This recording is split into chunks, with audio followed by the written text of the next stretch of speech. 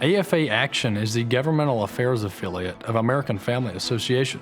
As part of our mission to inform and mobilize voters and government officials, AFA Action has 3 divisions designed to address specific facets of our country's needs. These 3 divisions are the Center for Government Renewal, 𝐰𝐢𝐥𝐿, and the Center for Judicial Renewal. At the Center for Government Renewal, our goal is to advance biblical and constitutional principles. We are building a movement to defend the rights of families and people of faith. We are passing innovative legislation in the states, pushing back against Washington, D.C., and equipping leaders for the fight. With your help, we can build a brighter future for our children and our country. 𝐰𝐢𝐥𝐿 is known for its accuracy and integrity in researching and evaluating candidates on your ballot, so that faith-based voters like you can be good stewards of your citizenship and vote for candidates that share your values. Thousands of candidates, from president and Congress to state legislatures and even your local school board, are evaluated based on their positions on issues like the right to life, religious liberty, national defense, the economy, and border security. 𝐰𝐢𝐥𝐿 helps you vote wisely. At the Center for Judicial Renewal, we keep tabs on federal judges so that we're fully prepared to hand solid recommendations to the President in the event that a Supreme Court seat opens up. We research and rank prospective judges according to these 10 principles of a constitutional judge. Essentially, we look for judges with the best long-term, demonstrable record of commitment to the constitutional role of judges, which is to decide cases according to the original meaning of the Constitution and legislative texts, and to never legislate from the bench. Each of these departments play a crucial role in fulfilling AFA Action's vision to see our country successfully preserving life, liberty, and the ability to pursue happiness. To learn more and to get involved, go to afaaction.net. I vote for family. I vote for legal immigration. I vote for religious freedom. I vote for law and order. I vote for our children's future. I vote for peace through strength. I vote for life. I vote using 𝐼�voterguide.com.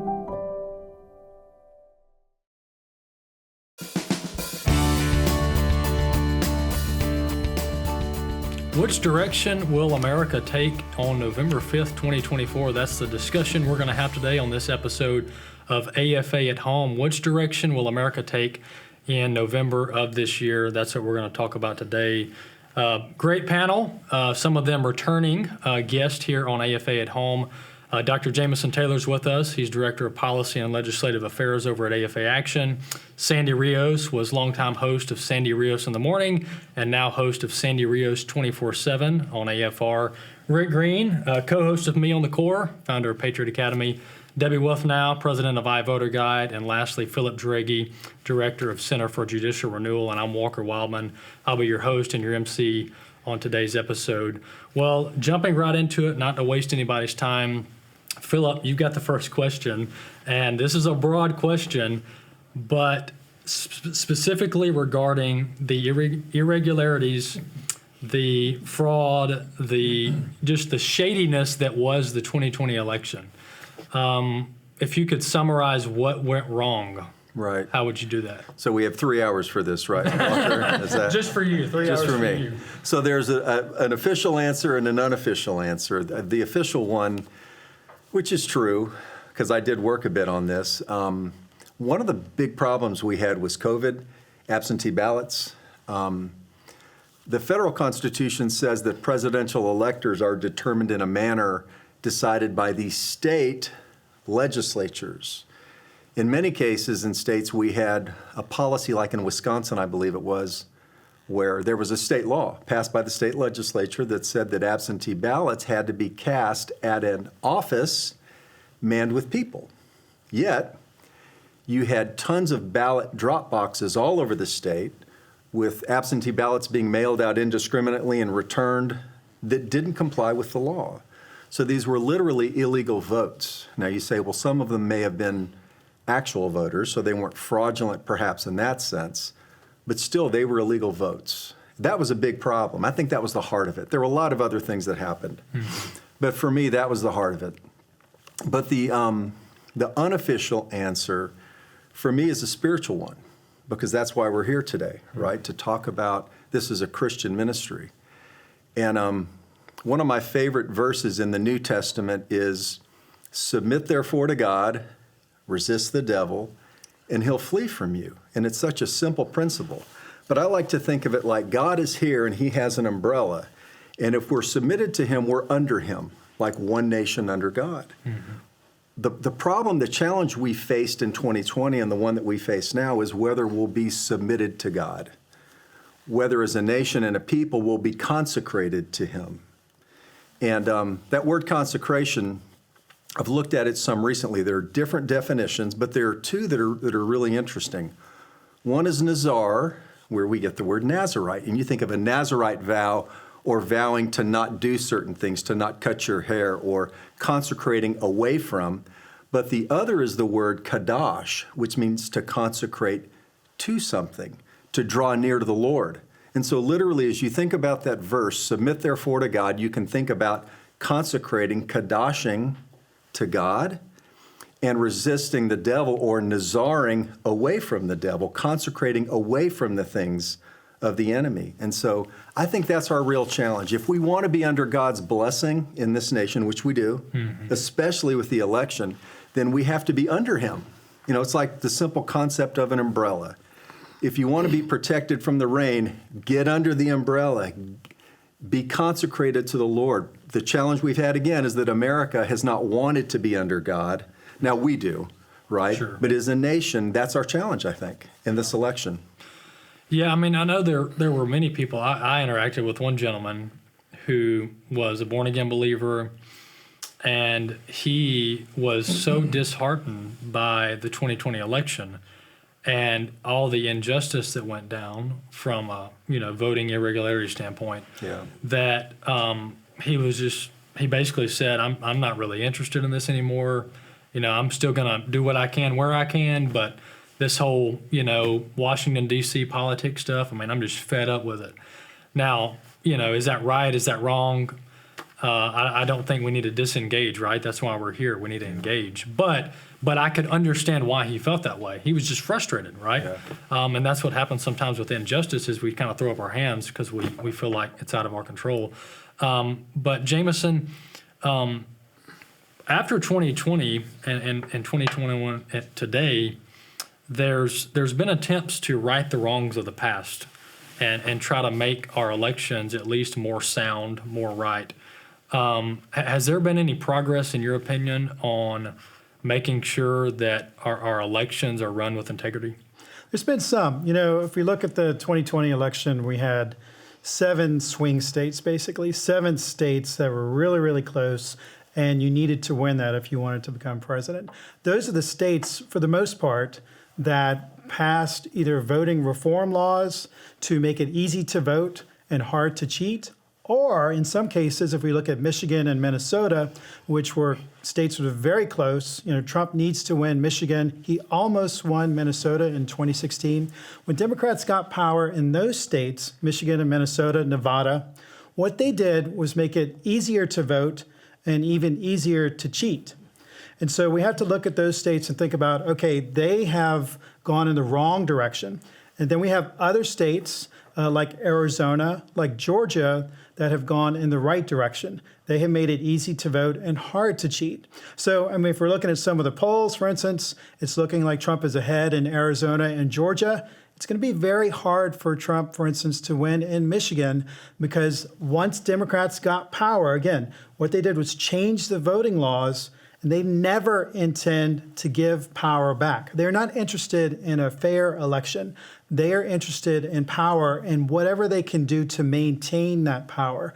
And so that's where my concerns come with states like this. Also, Pennsylvania is another state to watch, because mail-in ballots, there are going to be more than 1 million mail-in ballots in Pennsylvania. Wow. And there's several things that the courts are doing, because this is one thing to look at. For instance, in Wisconsin, the legislature passed really good laws to reform voting, but the governor vetoed that. In Arizona, they have passed some really good laws to make it hard to cheat, but the courts have blunted that. So if we look in Arizona, for instance, Arizona wants to do things like make sure you're a citizen of the United States before you vote, which is perfectly reasonable.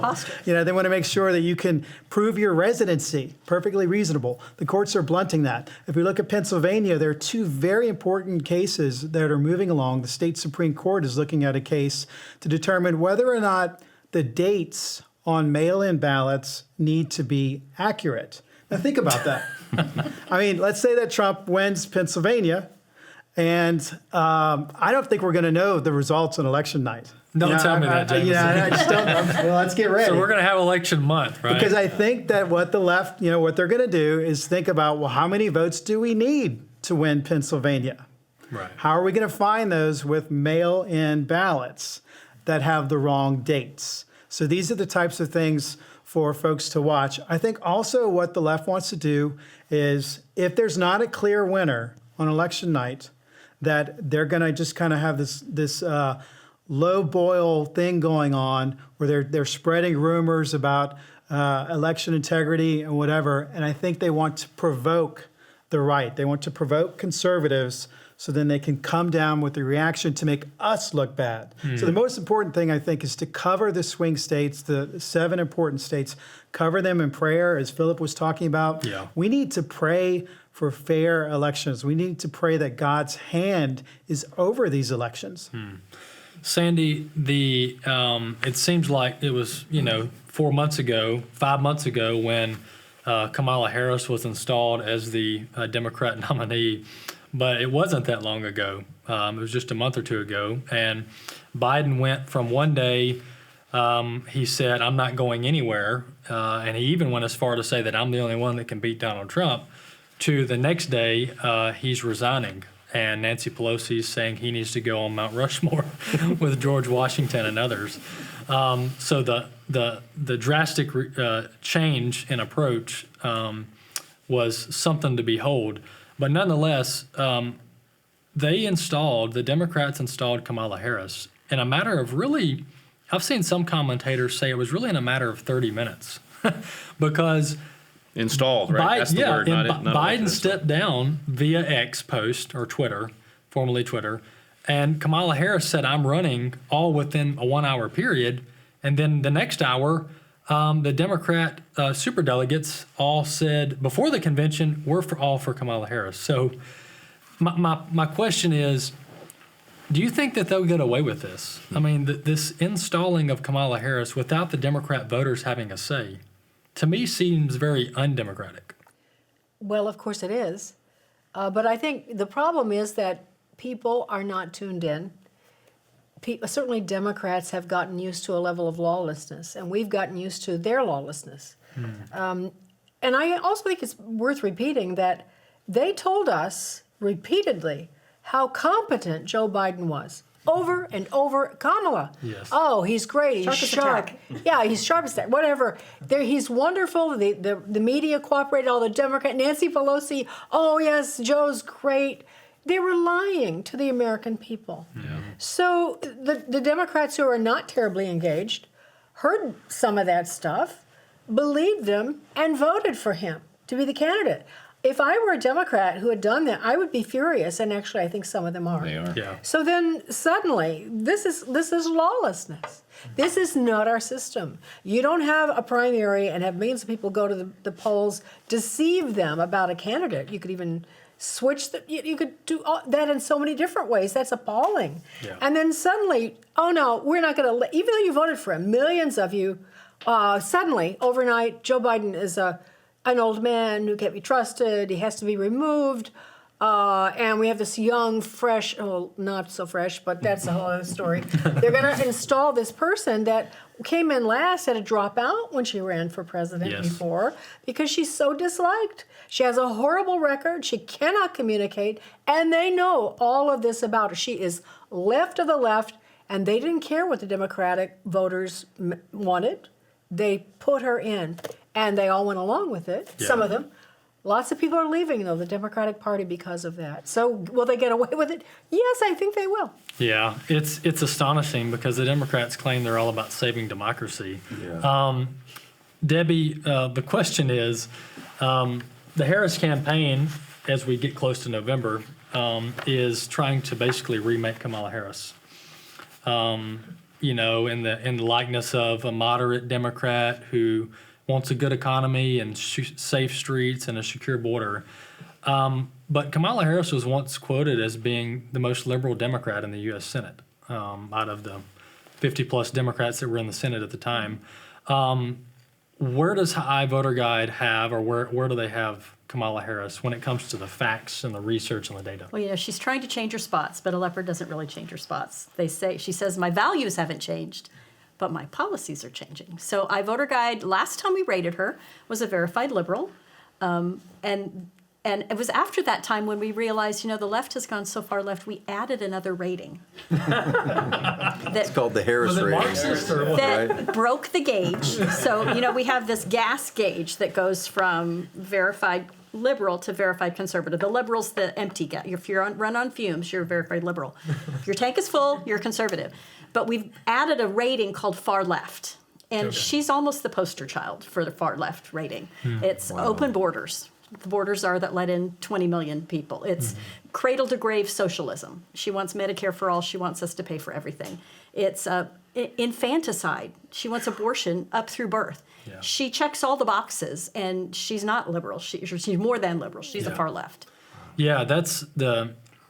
I'm going to be interested, and once again, we've got a few weeks before the election, and we're going to get towards hey, what are you voting on election day? We're going to get there. We've still got 30 or 40 minutes left, but we got to kind of do a flashback, right? We got to bring everybody up to speed because there's so much propaganda and rewriting of history that if we don't remember, hey, Kamala Harris was a U.S. Senator from California, the most liberal state in the country, then people just all of a sudden forget. They just think, she's VP and she's Biden's number 2, which can't be forgotten. She's Biden's number 2. And how have the last 4 years gone?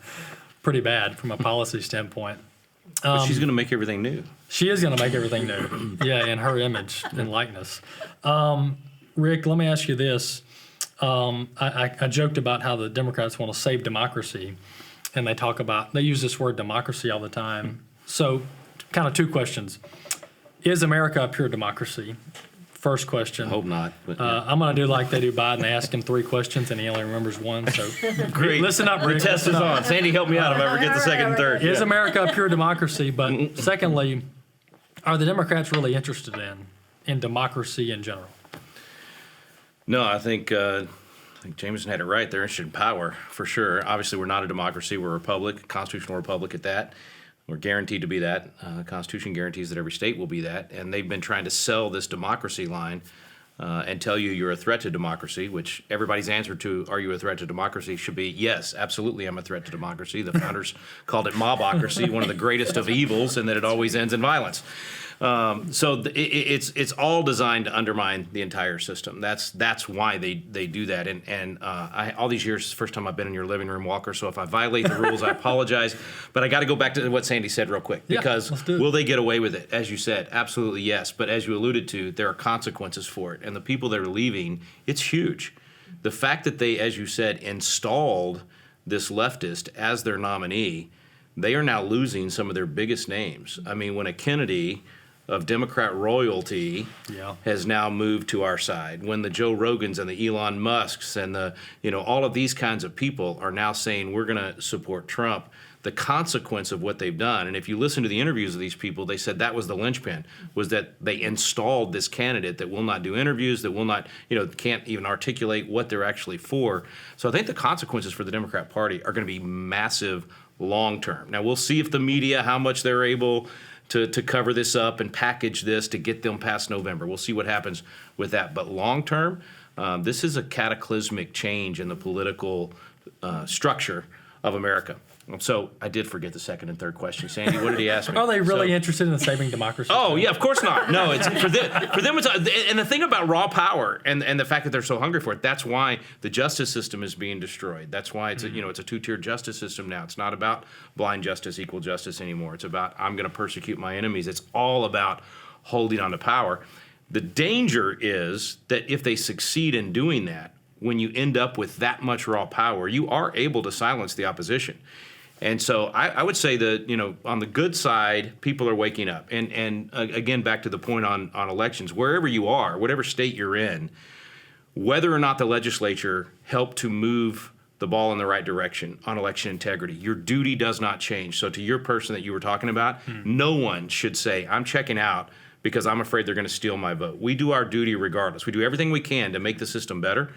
But the legislatures absolutely should be doing these things, but never let that give us an excuse to stay home.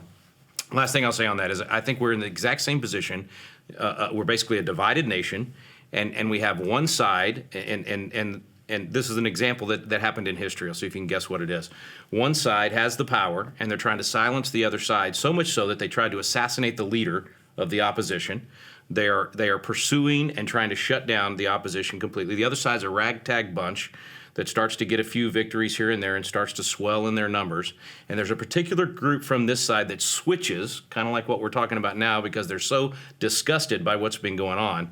And this group has 200 leaders known as the Sons of Issachar. And they come over because they understand the times and they know what to do. And they help to give the right side the momentum that they need. I think that's where we are right now. I think you've got a Saul-type obsession with power. Do anything we can to prevent David from taking power and the other side taking over. That's the kind of situation we're in right now, and there's a massive shift of men of Issachar and women of Issachar that are saying, I can't abide this anymore. It's time for me to stand for the principles of freedom of speech and freedom of religion and basic due process. To see due process being lost is causing a lot of Democrats to switch over. So I think there's a lot to be hopeful for right now, but it's an inflection point, and it's precarious times for sure. It is, and before we move on to another question, I want to kind of make a comment that the consequences here are, I think, broader. We're talking about November 5th. The consequences of this election are broader than even sometimes I grasp. Because if Kamala Harris is successfully sworn in as the next president, the Democrats' installment strategy of her will have been successful. I mean, who could argue against it? And rewarded, right, by the voters. That's very concerning long term, because that really brings into question our entire election apparatus. Do we need primaries, and do we really need elections, or can the party brokers just install whoever they want? So I really think her being legitimized at the ballot box has longer consequences and broader consequences than just a 4-year presidency or an 8-year presidency. So, Walker, could I just add something? yeah, absolutely. There's a movement around the world where dictators come in. It used to be done by violence. Now it's done through the democratic process. It's happened in Venezuela. It's happened in a number of South American countries and others I could mention. But they come, then they change the Constitution, then they disband the elected members, and then they don't want elections. They don't want democracy. They want power. But this is how they do it. They work through the process, and I think that's exactly what we're seeing here. It's what Jameson touched on, too, with Michigan, for example. Once they get in power, those things that were illegal that allowed them to, quote, win the election were illegal, but they weren't stopped. So now they take the very things that were illegal and make them legal. Yeah. Sandy, that's what Jameson said, and it's what happens in Venezuela. And it is happening by degrees in states here, so it's concerning. That was the warning, actually, after 2020. The fact that these states, governors or state Supreme Courts, changed election law unconstitutionally, as you talked about earlier, and got away with it. Yeah. So and even Thomas had said this in his dissenting opinion. He said, if we let them do this, we're encouraging more of this in the future.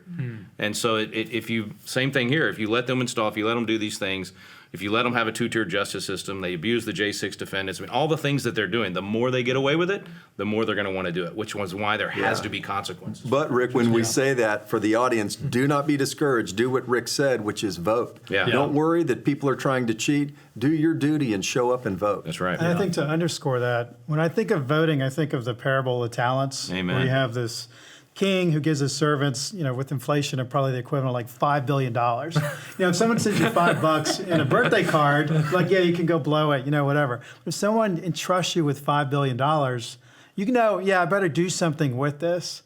God has entrusted us with the constitutional republic. That's right. He has entrusted us with this ability to govern ourselves But many Christians and many churches, they're not on the field. And we talk about things that Democrats have done in different states. They've often done it with just a one-person majority. Yeah. I mean, it's party discipline, but it's also Christians and conservatives are not showing up to the fight. That's right. So, yeah, it's so important to vote. I think we have to think about voting as a civic responsibility, but also a trust that God has given us. And if we don't use it, and if we don't get more involved, then we are going to lose that. It's use it or lose it. And I think that we are at an inflection point. Can I put an exclamation point on that? Because I'm going to say it not as nice as you did. If you're not using that talent, you are the wicked and slothful servant. Now, I say that as somebody that lost by 20 votes on election night out of 30,000, right? So every vote counts. Now, we had a recount because we had ballots we could actually put our hands on and ended up winning. But my point is, it really is a duty. This isn't just a right. This isn't just a privilege to have. This is a duty, and we need to start thinking of it like that. And by not doing it, we're the wicked and slothful servant. Well, Let's be the good and faithful servant. It's not just a president. As you talked about, the state legislature made a huge difference. Yeah. It's every race down That's the right. ballot. You can't bury all of them. That's how you multiply. Even more important at the local level. 'cause it Exactly. has even Voter more of Guide an makes impact. it easy, right? Yeah. You go get Yes. registered there, Yes. find out what's happening, makes it very easy. You don't have an excuse now. Yes. That's right. You gotta get registered and vote. Yeah, iVoterGuide.com. And Debbie, your team's doing thousands of hours of research throughout this election cycle. And not just, hey, this person's conservative, this person's liberal. We do provide that. But you guys provide campaign contributions, voting records, policy positions, speaking, what they've said publicly, whether it be media interviews, et cetera. But just talk about the depth of iVoter Guide for our audience. Well, it's beyond anything you've ever seen before, because we're looking at who they've given money to, because what somebody does with their pocketbook, who they support personally, as well as who supports their campaign, tells you where their values lie. I mean, what's important to them. So we look at that. We look at if they've ever held office. They've had scorecards from state legislature. They've had, if they've been in Congress, even if they've been in a school board or in a city council, how have they voted? What have they done with the power that we've entrusted them with? Because actions speak louder than words. So that's what iVoter Guide researches. It's better than any voter guide out there because it's not just how they voted or what they say in their ads. It's not a I'm scorecard. going to do this, right? It's this is what they've actually done with their money, wherever your treasure is, your heart is. With who do they hang out with? Who are they? Anyway, it's critical that we use this tool. Absolutely. iVoterGuide.com.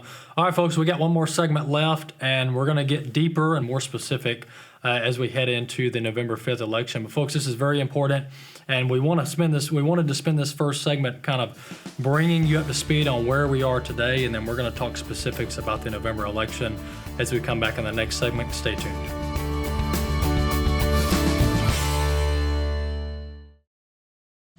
Presenting AFA Stream, an online platform that hosts all AFA-produced video content, including documentaries, church curriculum, American Family Radio shows, and our Cultural Institute series. I would submit that we are a Christian nation, and the proof of that is in our founding documents and in the U.S. Constitution itself, because our founders recognized for the first time in world history that our rights come from God, our Creator, not our government. AFA Stream is a vital step that we are taking to fulfill our vision to be a leading organization in biblical worldview training for cultural transformation. You'll find top-notch resources that address the issues of our day related to marriage, family, the sanctity of life, and many others. Start streaming today. stream.afa.net.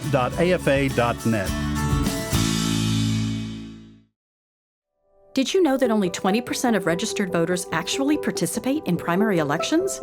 Could it be that many people don't vote in primaries because they lack the necessary information needed to make wise voting decisions?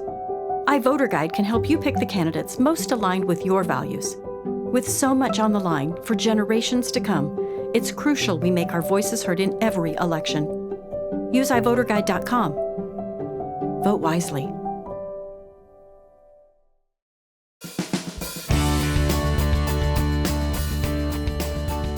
Welcome back to this episode of AFA at Home. Which direction will America take in November of this year as Election Day approaches? We're spending the last 30 minutes or so kind of bringing you up to speed on how we got here in this 2024 election cycle and all the shenanigans that have been pulled by political parties. And so here we are just a few weeks out from the election, and let's continue this discussion and talk about what's really at stake on the ballot. But before we do that, Jameson, I had this question held over from the first segment, but when we were looking at possibly Biden stepping down, somebody else stepping in, there were all kind of names floated, Michelle Obama, Gavin Newsom, Gretchen Whitmer, the list goes on.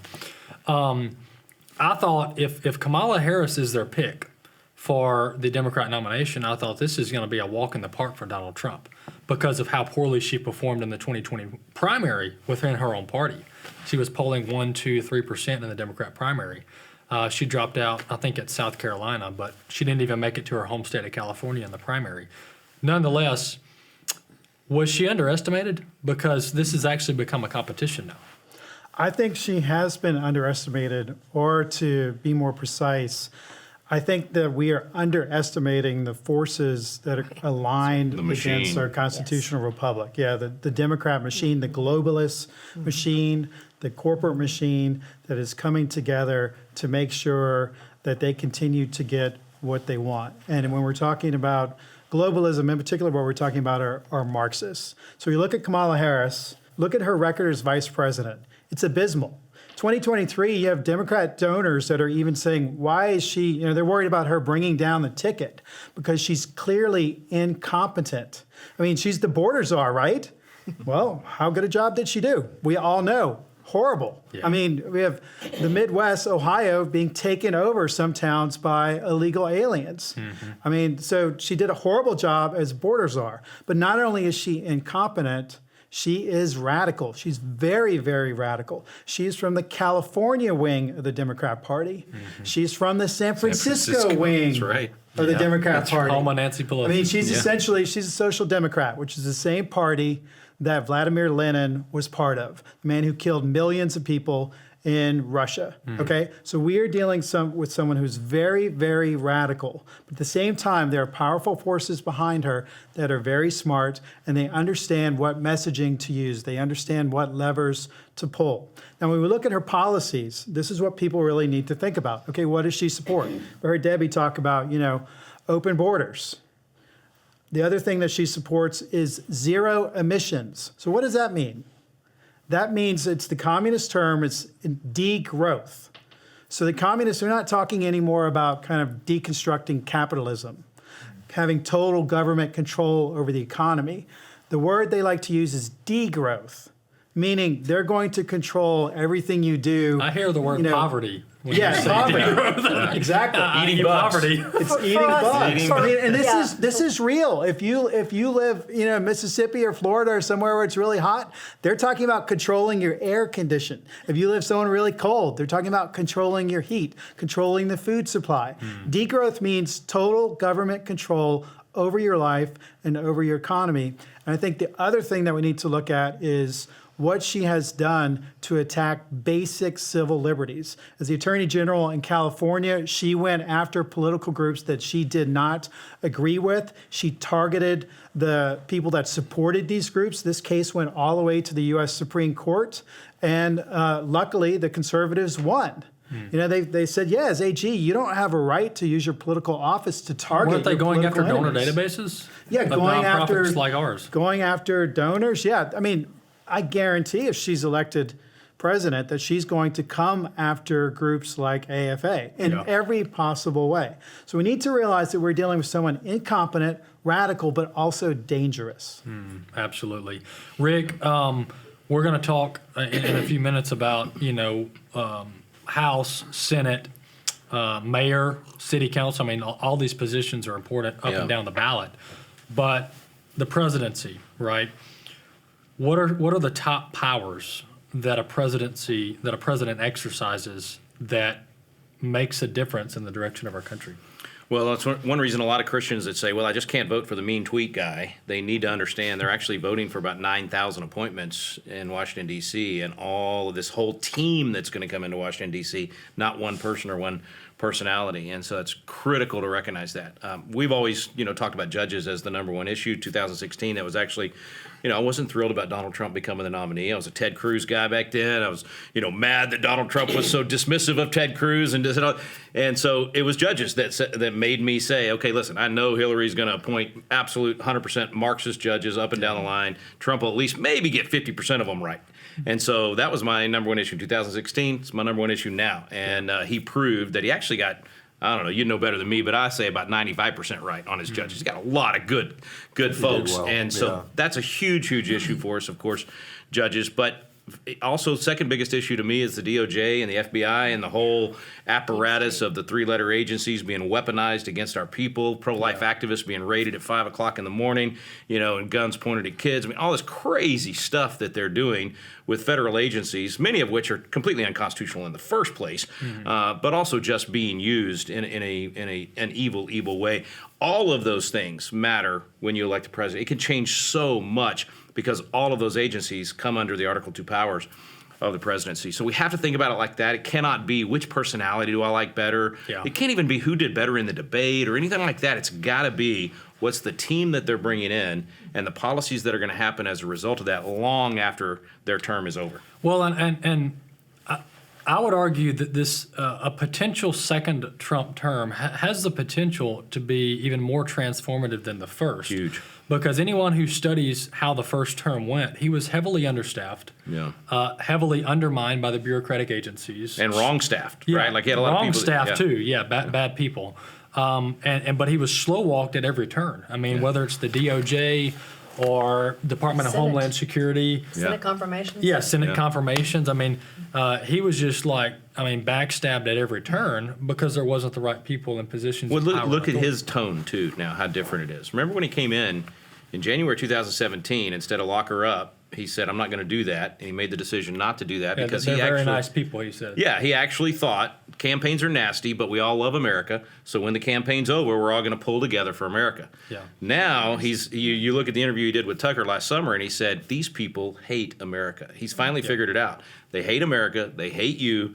And they want the power and the control. And he knows that now because he's had the boot of government on his neck. I mean, when you have had the boot of government on your neck, when you've been abused like that through the court system, all of those things, when they tried to kill you, at some point you say, okay, you know what? We're at war for the heart and soul of America. I'm going to do the things that are necessary to save the country. So I think this is a man that for such a time as this, the resolve that he would have should he get another term may be just what we need to clean house and actually truly drain the swamp. Yeah, and I've gotta mention this, but I don't want to get too sidetracked. But a second Trump term and a second transition team is going to have to rely on trusted conservative groups to staff the bureaucracy. Right.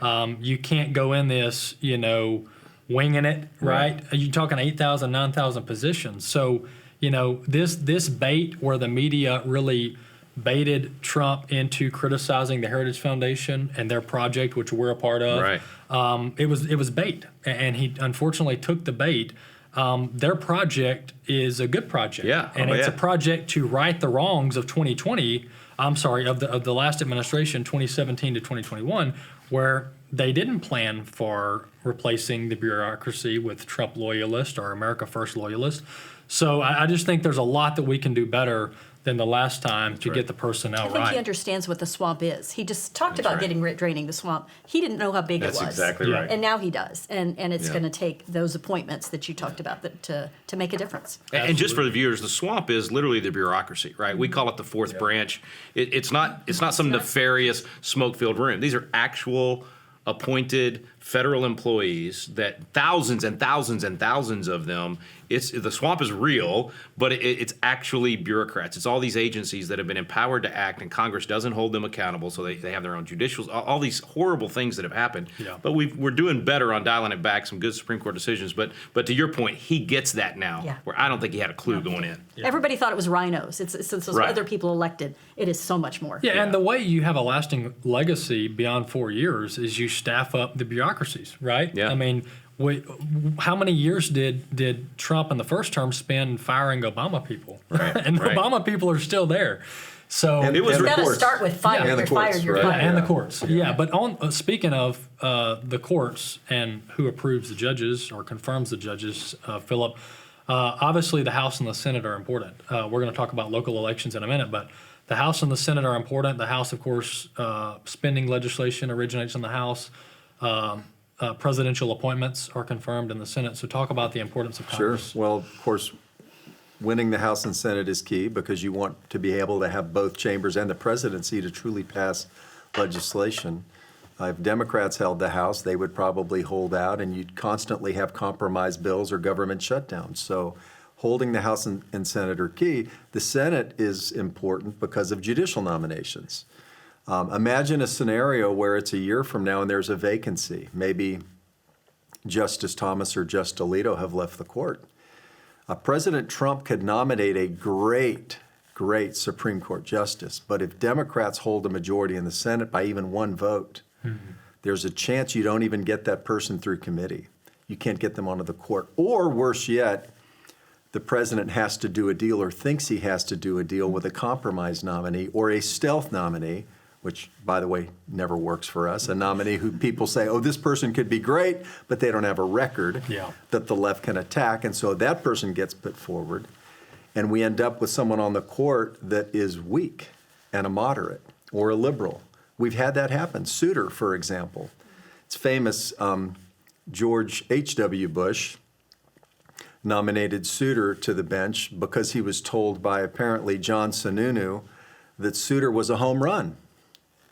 And so many times this has happened. We get a word from somebody. This person's a home run. This person dressed up like a founding father at a Federalist Society dinner. They must be great. That's qualification. And this person gets put on the court. The problem with that is it's not like a House race where if they end up being a liberal, you can primary them in 2 years. Yeah. You put somebody on the court, we're going to have to live with them for a generation. Yeah. So because of that, the Senate races are huge, not only because of what the Senate does with legislation, but what they do with confirmations, in particular judicial confirmations. Yeah. Well, and Phil, also heads of agencies, because that's what happened the last time Trump Yeah. was elected. He could not get good people heading the agencies. That's where he had to do temporary appointments.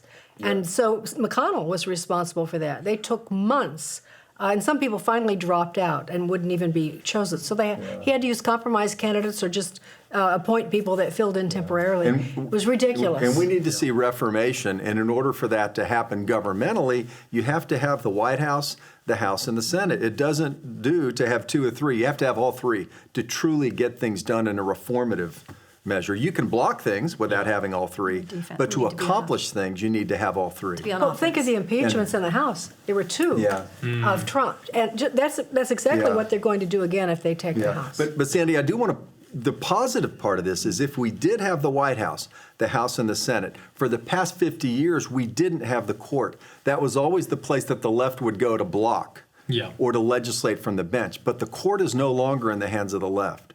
We could see massive reformation in this nation in 4 years with the White House, the House, the Senate, and a Supreme Court that's not being obstructionist. So that's encouraging. And we know that the left has lost control at least of the Supreme Court and some of the district courts and circuit courts because they're going after the Supreme That's Court. right. We've talked about this on the radio That's and other right. places. They're talking about ethics reform and term limits. It's like, wow, this is refreshing. Term limits. Democrats are talking about term limits. For judges. Yeah, for judges. They don't like. I think Congress should go first at the term limits thing, and then we'll see how it goes, and maybe the Supreme Court can look at it. It's like a spurned lover. They used to love the court when it would do their bidding. Now they've lost it, and they hate it. They want to burn the place down. Oh, yeah, and the court, to your point, was their go-to place, right? For Roe v. Wade, for Obergefell. I mean, we can probably rattle pornography, go down the list, 12 loss decisions. of religious freedom, et cetera, et cetera. Yeah, exactly. Debbie, on this going down the ballot, if you will, we got president, House, Senate, but these local elections, I tell people, if I had to pick and choose between like a 50% of my time here, 50% here, and I had to kind of lean one way or the other at 51%, I would spend 51% of my time doing state and local politics because of the impact you can have. Because you call your city councilman, they're going to listen because they may only get 1 or 2 calls a week from voters, if you will, or people that live in their district. But you call the White House switchboard, right? You're 1 in a million. So talk about the importance of local elections. Well, as you said, they'll answer your phone call. They represent a smaller group of people, so each voice is even more important. You might bump into them in the grocery store. They might go to your church. The laws and the rules that they impact, their sphere is similar to the president, but it's a smaller sphere, so it's going to impact you more directly.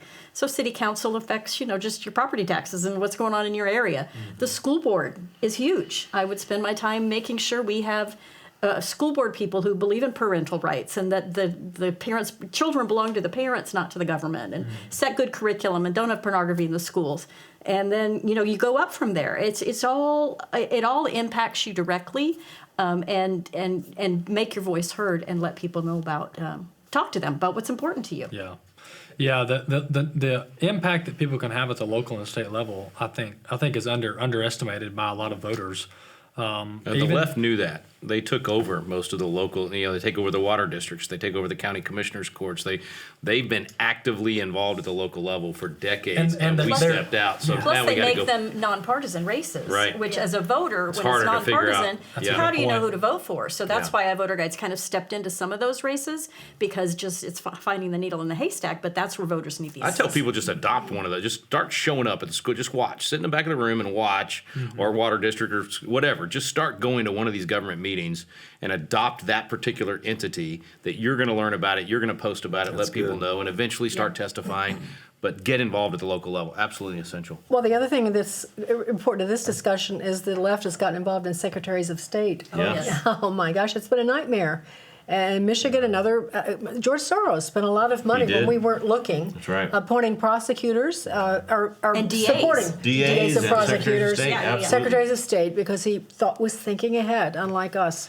Now we're playing catch up. And one thing that the federal government is doing too, for people to be aware of, increasingly bypassing states to channel money directly to school districts. Yes. And so school boards are more important now than ever. I think if Harris is elected, they're going to continue to do that. They're going to amplify it, go around red states, go around red state legislatures, funnel that money to your school. So yeah, it's vital that parents get involved, in particular in school boards. I was actually glad to hear President Trump talk about abolishing the Department of Education. Republicans have said this for 40 years. Yeah. Nobody's done it. Since Carter created it in the late 70s, we went from #1 in education to 70th or 80th. It's Yes. never been a good thing. It's unconstitutional.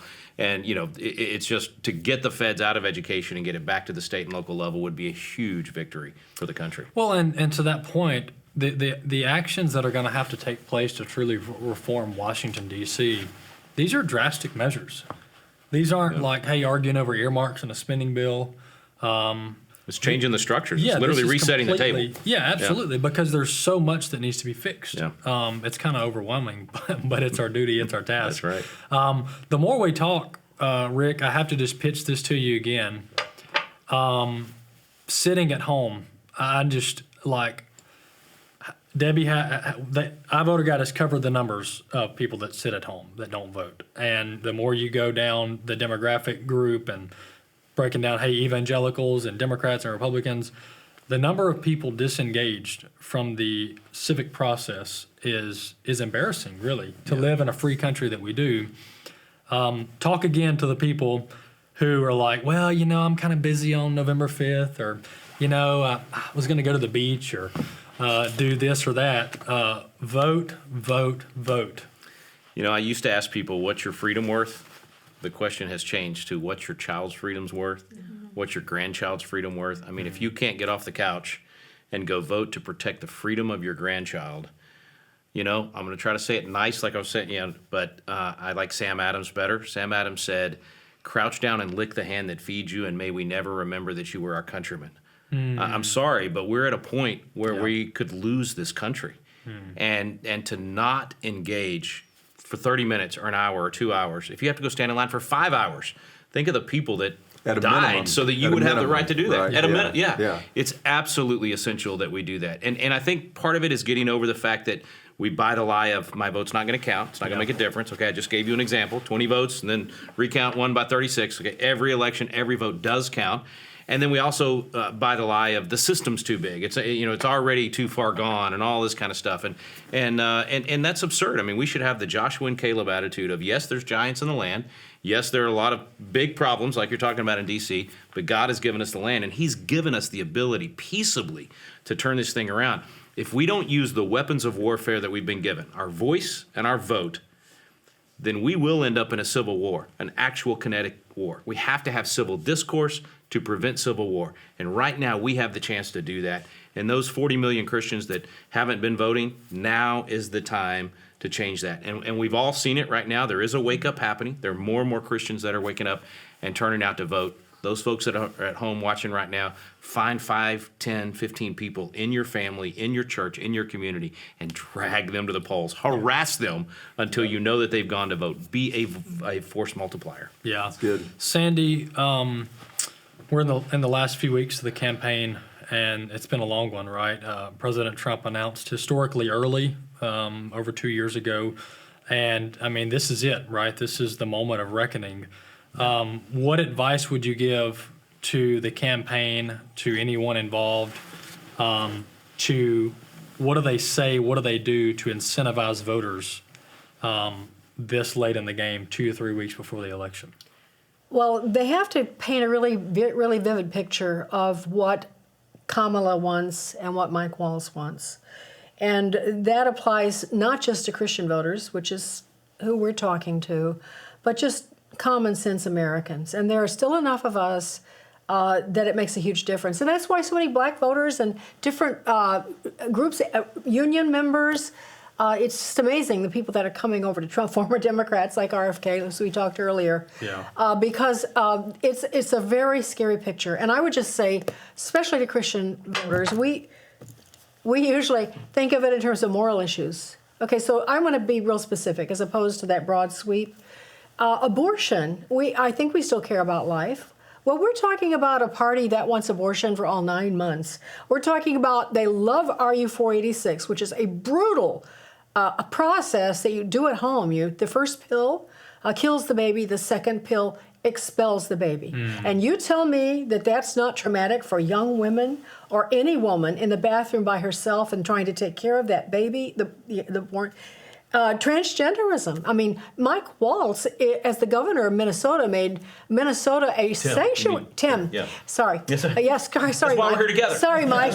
He's down in Florida doing great things. Anyway, Tim Waltz made Minnesota a sanctuary state. And he's so keen on transgenderism. In fact, Kamala Harris said that she wants the government to pay for transgender surgeries for illegal immigrants. This is what we're talking about. He even wants to redefine pedophilia and make it more acceptable. Makes you wonder, doesn't it? So then also he's putting condoms in restrooms in the schools in Minnesota for boys as young as 9.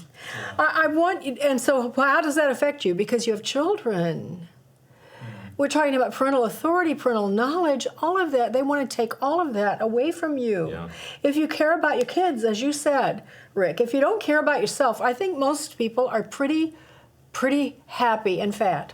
And that's the problem. Yep. And so they're not thinking about future. Our parents, my parents, they planned for the future. They planned for our future. They saved. They thought about us. This is my generation is such a selfish generation. They're not thinking about their children and grandchildren. I think of national security. The Bible says that if we don't take care of our family, we're worse than infidels. Well, I'll just tell you one thing. In San Diego, Bruce and I were there just a few weeks ago, there are Chinese men not washing up, but ramming the shore in boats, scrambling out of the boats, and climbing up this hill. This is in a neighborhood. Wow. And black vans are coming and picking them up and taking them. We have tens of thousands of military-age Chinese men. That doesn't count for coming into the country. Yeah. Where are they? What are they going to do? We also have Islamists. Hamas has warned they're going to do the same thing here that they did in Israel. You want that to stand? Are you telling me that when that happens and you see horrendous things happening, maybe even to your family, to your children, you're going to be okay with not voting? Yeah. Really? Then there's, of course, just, I think people give this excuse. They say, one of the reasons I hear is because, things are so bad, but, God is sovereign.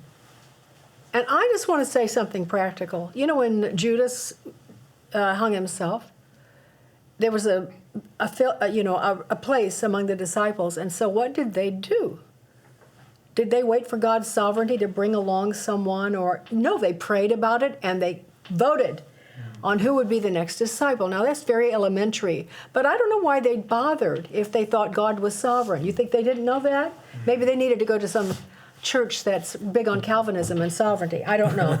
Then they say they don't want to vote because of Trump and his history with women, the things he said, the names he's called. And I just want to remind everyone, he was not a believer in Christ. We're not sure he is now. He doesn't claim to be. He doesn't go around saying that. I don't understand why Christians are so pious that they will not accept that and look at the good things that he's done. Titus says, remember that you too were once afar off. God uses sinners. We should know, right? And so that's just not a good enough reason when you consider what he's going to do and what the alternatives are. And last but not least, I think of Ezekiel, where he tells us that the watchman on the wall, he's watching. That's what we do. That's what I do on radio. For years, I've tried to warn people, this is what's coming. That's my job. It's my responsibility, but it's your responsibility to do something when you hear me warn you.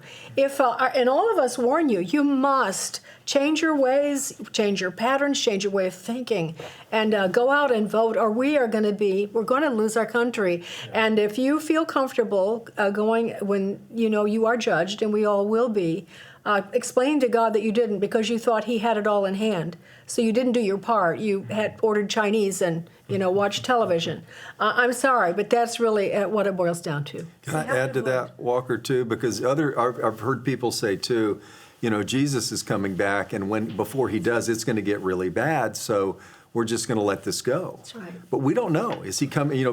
The Bible says you don't know when. It might be 20 years. We might have 50 years. I hope we do, for the sake of our children and grandchildren. But don't let this thing go to pot because you don't show up and vote because you just want to let it go to pot. Let's fight. Let's be good stewards. And if we lose, we lose. But let's at least be good stewards before the Lord. And do we know, how many times have Christians in the past Every generation. Exactly. said this is it? Every generation. We're in the final chapter of Revelation here. World War II, the French, just let Hitler come in because it's over. Yeah, and they were wrong. Those who thought that were wrong, completely wrong. No man knows the day. No. Exactly. Right? And it could be France 1,000 paid a years. huge price. France paid a huge price. And I don't for want that. to be sitting around in 30 years from now, and my kids and grandkids are going, "Hey, Dad, hey, Pops, how did we turn into Venezuela? Like they talk about how great America was. What happened? Where were you?" Remember Ronald Reagan's great speech where he said we could be telling our children's children what it was once like to live in America where men were free. Again, you were more nice than I. Well, you used the word pious. I would say self-righteous. Yeah. To say I'm not going to vote for that guy because he's not pure enough for me.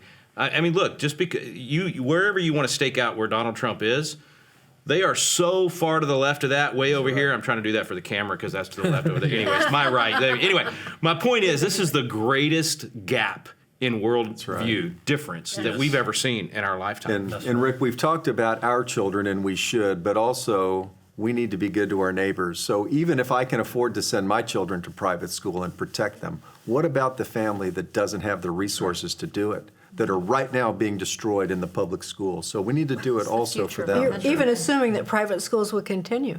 And homeschooling would continue. That's a big assumption if they take over, because they don't want parents to have that right. They don't want you to be separate. right. Everyone will have to bow the knee. And that means everyone listening to me.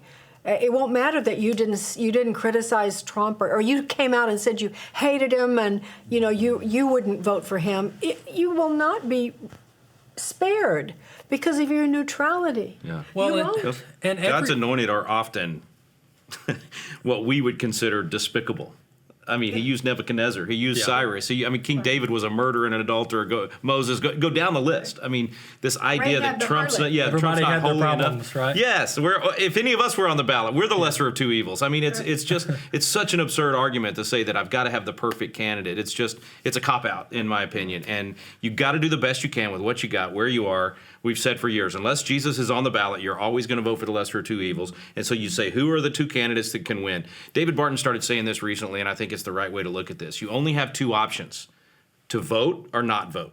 It's not just, you don't say we only have two options, Trump or Harris. You have to first say your two options are to be a good steward or not be a good steward. And I don't think there's any way to biblically win the argument, don't be a good steward. So now if you are going to vote, now it's where do you go with that lot? Which disciple are you going to vote for to join, right? Which person are you going to vote for? And the worldview differences are so broad. This should be a no-brainer. Unfortunately, it's not, which is why we're talking about it right now. Yeah. But to not participate is not an option. Absolutely. Two remaining things, and then we're going to wrap up. Jameson, you mentioned this in the first segment. Which states do you think this is going to come down to on November 5th? Yeah, we're kind of just talking about it. I think for voters in the swing states, their choice, the race is not between Trump and Harris. It's between freedom and no freedom. Okay? So the question is, are voters in the swing states, are they going to realize that that is their binary choice? It's freedom or no freedom? Are you going to vote for a future where the government has all the control? Or are you going to vote for limited government where you have prosperity, you have initiative, self-responsibility, and self-determination? Or are you going to vote for a situation where the government's controlling the electrical grid, the government has total control over the culture, over the schools, over your and bank accounts, over everything. your bank account. I mean, we're seeing a lot of scary stuff come out of Washington, the rulemaking, the deep state, all that. That is going to be multiplied by 10 times, because we're not looking at 4 years of Harris. We're looking at potentially 8 years. Yeah. Okay? So this is going to be a disaster if she is elected president. So the question is, are voters in key states going to realize what is at stake here? I think there are 3 states to watch in particular. First is Pennsylvania. If Trump wins Pennsylvania, I predict he's going to win the election. The second is North Carolina. If Biden wins North Carolina, Harris rather, yeah. Install candidate. It was Biden 4 weeks ago. Right. It's so fast. Who knows who it'll be the week before the The election? machine. Just say the machine. The Democrat machine. They could always change here, put him back. Who knows? But if Harris wins North Carolina, then I think that she is going to win the election. So to me, the state that's in between is Arizona. Who is going to win Arizona? Arizona has passed some reforms that we think that they're going to have fair elections. I hope that that's the case, and I think if that's the case, then Trump will win Arizona, and that's going to be a really good sign. Debbie, the last thing that is the elephant in the room, no pun intended, is the iVoter Guide. We've talked about it a few times during this segment, but this is I call it the one-stop shop for all things election. And that's not an overstatement. So tell our audience about the iVoter Guide. Well, one more time, it's a website. It's called 𝐰𝐤𝐴𝐷𝐼𝑉𝑜TERGuide.com. It's a personalized, data-driven voter guide. It's not like your mom and dad's voter guide that just looks at 5 or 6 issues. It's really in-depth, and we have covered federal candidates nationwide. We cover statewide candidates, so the governor, the secretary of state, the state Supreme Court, the state school board, even in 36 states. 32 states, we're covering the state senate and the state legislature. There are school board races we're covering in 11 states, about 600 school board candidates. Wow. We have now started covering ballot measures, so we're covering 45 ballot measures. We haven't even talked about that, but the left has made great strides in legalizing abortion up to birth through ballot measures that they say are citizen initiated, but it's not. It's leftist money buying signatures to get it on the ballot to deceive voters. So voters need the truth. So that's why iVoter Guide is now covering 44 ballot measures in 24 states, all the ones about life, all the ones about the election, ones about the family, ones about marijuana. Yep. So voters can go to iVoter Guide and really see the truth of who's given money to each side, who's endorsing each side, and what does a yes mean? What does a no mean? Because they say you're taking away the rights. What really is accomplishing through these? So it's a great tool. It's personalized. You go to 𝐼𝐤oterguide.com. You enter your address and get your personalized ballot. You can see the little gas gauge that might go below the gauge, possibly. But you can also see the data for yourself. So it is a one-stop shop. We've got all the links to their website, their social media, all their campaign finance data, their scorecards, their endorsements, their questionnaires. I would encourage everybody to sign up for our email list and forward it to your friends. Use it just like as you take people to the polls. If you find iVoterGuide helps you, share it with your friends and your family. In judicial races too, right? Statewide judicial races. State Supreme Court races, Yep. Court of Criminal Appeals. So we work great with Phillip and his team in evaluating judges that are on the ballot, because who knows who to vote for in judges. So they're actually reading the rulings, and are they legislating or are they following the Constitution? It's hard work to know what to do, but your website makes it easy for them. That's really the goal. Makes That's it the goal. easy to be a good steward. And can they register to vote there? They can find the link to Okay. register by it might be too late to do that by this point, So- but in some states you can register on Good, election day. good. So if you go on the homepage and scroll down to the map and click on your state, you will see a link to register to vote, link to find your polling place, link to request an absentee ballot. We really have tried to gather everything into one place. Walker, one more thing I think is important. It's not just voting on election day. There are so many ways you can help candidates, and I think we have a responsibility. I think Christians, by and large, are not used to giving their money to politics. They maybe will vote, but they're not thinking about how they need to help. And I'll give an illustration. The conservatives could take back the Senate, but what's happened is Mitch McConnell controls the money for re-election, and he does not want to help anyone who's a true conservative who will vote against him being leader. It's bizarre. This is the inner workings, the corruption we have. And so there's such great Senate candidates that need help. And if you're in a state, you don't have to be from their state. You can give money, or you can even fly there, drive there, and work for the campaign. If you have a candidate, I was thinking of Kari Lake in Arizona. I mean, I like Kari. But she was doing great in the polls, and now millions are being poured in to run campaigns, and she's been deprived of money from the Senate campaign coffers.